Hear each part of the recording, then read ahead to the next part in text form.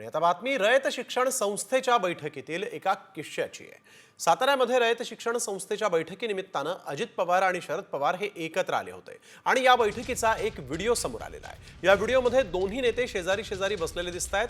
रयत शिक्षण संस्थेचं गेल्या वर्षीचं उत्पन्न किती होतं याची माहिती अजित पवारांना त्यांच्या हातात असलेल्या कागदपत्रांमध्ये सापडत नव्हती, तेव्हा शरद पवारांनी कागदपत्रावर बोट ठेवून मजकूर वाचायला सांगितला आणि त्यानंतर अजित पवार यांनी उत्पन्नाचा आकडा वाचून दाखवला।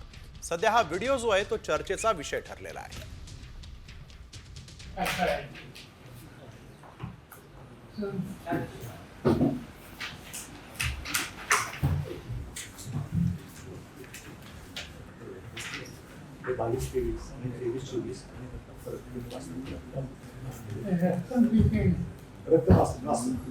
आता मी तो स्टेबल वाचून दाखवतो। 67,81,09,039 67,91,81,00,000 हा आपला संस्थेचा मार्च अखेरचा म्हणजे 31 मार्च 25 अखेरचा हा आपला बँक बॅलन्स आहे।